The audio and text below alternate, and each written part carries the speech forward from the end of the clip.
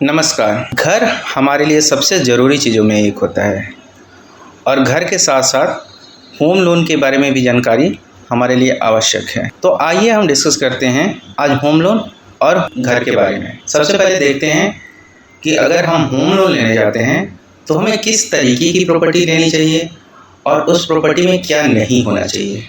Property लेने से पहले हमें सबसे पहले ये देख लेना चाहिए कि हमें प्रॉपर्टी किस एरिया में लेना चाहिए।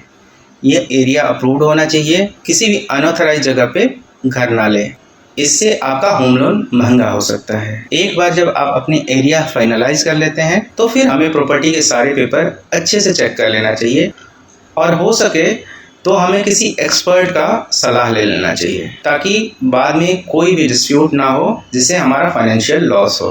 प्रॉपर्टी के सारे ऑनर्स को हमें अच्छे से देख लेना चाहिए और ये भी पता कर लेना चाहिए कि प्रॉपर्टी के सारे ऑनर इस सेल के लिए अग्री हैं। अगर कोई प्रॉपर्टी ऑनर इस सेल के लिए अग्री नहीं है तो बाद में डिस्प्यूट हो सकता है। साथ के साथ ये भी देख लें कि हम पेमेंट किसे कर रहे हैं।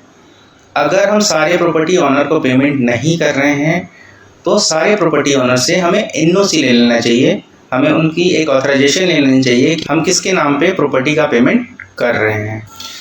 पेपर्स चेक करने के बाद हमें फिजिकली प्रॉपर्टी पे जाके देख लेना चाहिए कि प्रॉपर्टी किसके पोजीशन में है, किसी अनऑथराइज्ड पोजीशन में तो नहीं है। अगर ये प्रॉपर्टी सेलर की पोजीशन में नहीं है तो इसे कतई ना लें क्योंकि बाद में ये डिस्प्यूट हो सकता है कि प्रॉपर्टी किसकी है। प्रॉपर्टी की कंस्ट्रक्शन क्वालिटी को भी हमें अच्छे से चेक कर लेना चाहिए। प्रॉपर्टी जर्जर हालत में नहीं होना चाहिए, इसमें अच्छे क्वालिटी के मटेरियल यूज हुए होने चाहिए और ये मजबूत बना हुआ होना चाहिए। साथ के साथ हमें ये भी देख लेना चाहिए यहाँ के लोकल अथॉरिटीज़ के सारे एनओसी अवेलेबल हैं कि नहीं और जो प्रॉपर्टी बना हुआ है वो लोकल बायलॉज के हिसाब से बना हुआ है कि नहीं। अगर ये प्रॉपर्टी बायलॉज के हिसाब से नहीं बनी है तो बाद में आपको नुकसान हो सकता है। अगर आप अंडर कंस्ट्रक्शन प्रॉपर्टी खरीद रहे हैं तो बिल्डर के बारे में भी अच्छे से जान लें। बिल्डर के पुराने रिकॉर्ड, पुराने डिलीवर्ड प्रोजेक्ट और कस्टमर्स इश्यूज को ध्यान में रखते हुए ही किसी बिल्डर की प्रॉपर्टी खरीदें। एक बार जब हमारी प्रॉपर्टी फाइनलाइज हो जाती है तो हमें होम लोन के बारे में सोचना चाहिए।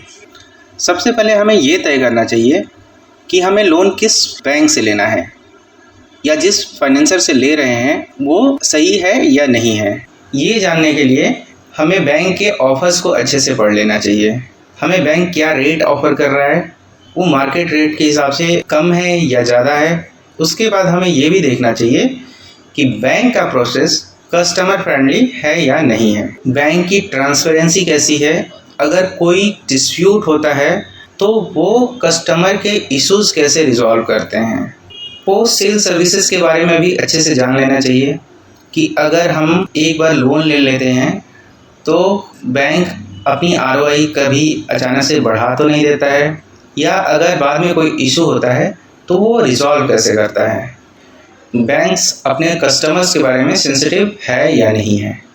एक बार जब बैंक फाइनलाइज हो जाए और लोन अप्रूव हो जाए तो डॉक्यूमेंट साइन करने से पहले हमें बहुत सारी चीज़ों को ध्यान से पढ़ लेना चाहिए, जैसे कि आरओआई क्या दे रहे हैं, उसमें क्या क्या चार्जेस लगा रहे हैं, कोई हिडन चार्जेस है या नहीं है, फोरक्लोजर चार्जेस है या नहीं है, पार्ट पेमेंट चार्जेस है या नहीं है, या किसी तरीके से पार्ट पेमेंट पे क्लॉज है या हम तुरंत ही पे कर सकते हैं, पे करने में कोई इशू तो नहीं आता है।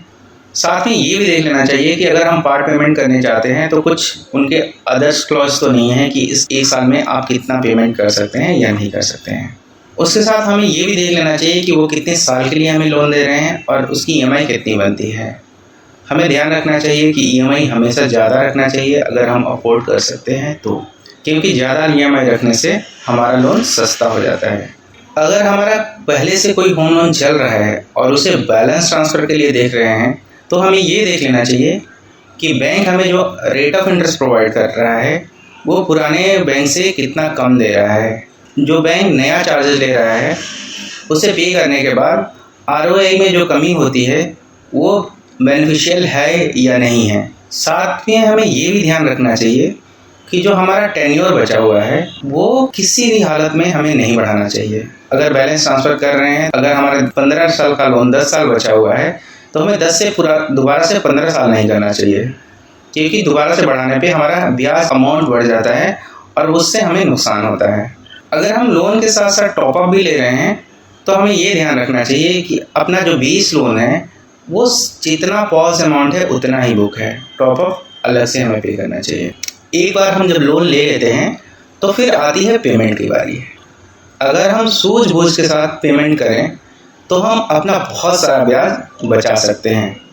अब अपना ब्याज बचाना है तो लोन लेते समय हमें ये ध्यान रखना चाहिए कि हम जितना अफोर्ड कर सकते हैं उसमें ज़्यादा से ज़्यादा EMI रखें, क्योंकि हम जितनी ज़्यादा EMI रखेंगे उतने कम सालों के लिए लोन लेना पड़ेगा और उतना ही हमारा ब्याज भी बचेगा। अगर हम 20 साल का लोन लेते हैं और अपनी EMI हम 20% से बढ़ा देते हैं तो ये लोन 4 से 5 साल के लिए कम हो जाता है और 30% तक की ब्याज की बचत हो जाती है। एक बार हम लोन ले लें तो हमें ये ध्यान रखना चाहिए टाइम टू टाइम हमें कुछ ना कुछ अपने लोन में पार्ट पेमेंट करना चाहिए। अगर हम 20 साल का लोन ले रहे हैं तो एक साल में कम से कम अगर हम एक EMI भी एडिशनल पे करते हैं तो हम अपना 30% तक का ब्याज बचा सकते हैं, जिससे हमारा लोन 2 से 3 साल पहले ही ख़त्म हो जाएगा। इसके लिए हमें ये भी ध्यान देना चाहिए कि जब भी हम पार्ट पेमेंट करें तो अपनी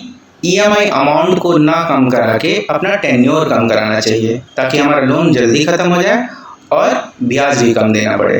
अपना ब्याज और ज़्यादा बचाने के लिए आप होम सेवर लोन अकाउंट भी ले सकते हैं। होम सेवर लोन अकाउंट में आप अपने जितने भी पैसे रखते हैं सेविंग अकाउंट की तरह, तो वो सीधे सीधे आपकी होम लोन में एडजस्ट हो जाता है और उतना इंटरेस्ट आपको कम पे करना पड़ता है। अगर आप अपने लोन का कभी बैलेंस ट्रांसफ़र कराते हैं तो कभी भी इसका टेन्योर इंक्रीज ना करें, क्योंकि टेन्योर इंक्रीज करने पे आपके EMI का बर्डन तो कम होता है लेकिन इंटरेस्ट ज़्यादा पे करना पड़ता है। बैंक से लोन लेने के बाद हमेशा यह ध्यान रखना चाहिए कि कभी भी मॉरेटोरियम ना लें या कोई EMI बाउंस ना करें। ऐसा करने पे एक तो बैंक हमारे ऊपर चार्ज लगाते हैं, इंटरेस्ट के ऊपर इंटरेस्ट देना पड़ता है और हमारा सिबिल भी ख़राब होता है, जिससे हमें बाद में कभी लोन लेने में परेशानी आ सकती है। तो ये सारे तरीके यूज़ करके आप अपना लोन जल्दी ख़त्म कर सकते हैं और अपने ब्याज के बोझ से भी बच सकते हैं। धन्यवाद।